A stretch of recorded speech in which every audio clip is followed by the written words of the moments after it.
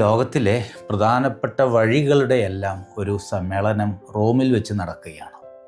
നിങ്ങൾക്കറിയാമോ ഏതൊക്കെയാണ് ലോകത്തിലെ പ്രധാനപ്പെട്ട വഴികളെന്ന്? ചിലതിൻ്റെ പേര് ഞാൻ പറയാം. ചാംസ് എലിസീസ് പാരീസിലെ, അർജന്റീനയിലെ അവനീത നയൻ, ഇറ്റലിയിലെ വിയ ആപ്പിയ, സ്പെയിനിലെ റംബാൽസ് ഓഫ് ബാഴ്സലോണ, അമേരിക്കയിലെ വാൾ സ്ട്രീറ്റ്, ഗ്രീസിലെ ലയോഫോറോസ് വെനിസ്വേല. ഇതൊക്കെയാണ് ലോകത്തിലെ ഏറ്റവും പ്രധാനപ്പെട്ട വഴികൾ. അപ്പോൾ ഇവരുടെ ഒരു മീറ്റിംഗ് നടന്നുകൊണ്ടിരിക്കുകയാണ്. അവർ അവരുടെ പ്രോബ്ലംസ് എല്ലാം പറയുകയാണ്. പറഞ്ഞു ഭയങ്കര അന്തരീക്ഷ മലിനീകരണമാണ് ഞങ്ങളുടെ വഴികളിൽ. ചിലർ പറഞ്ഞു ഞങ്ങളുടെ കാനകൾ, ഓടകളൊന്നും വൃത്തിയാക്കാറില്ല.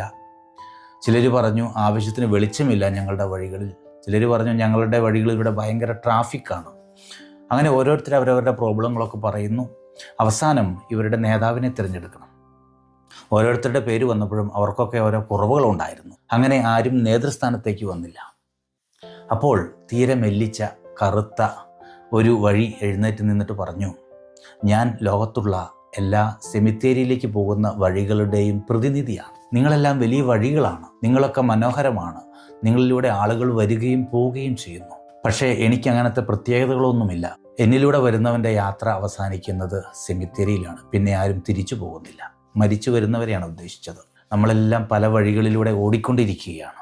പക്ഷേ ഈ നോമ്പിൽ നമ്മൾ മറക്കരുത് നമ്മുടെ അന്ത്യത്തെക്കുറിച്ച്. ഇടയ്ക്കൊക്കെ ഒന്ന് മിഴിപൂട്ടി ധ്യാനിക്കണം എങ്ങോട്ടാണ് ഈ യാത്ര പോകുന്നത് എന്ന്.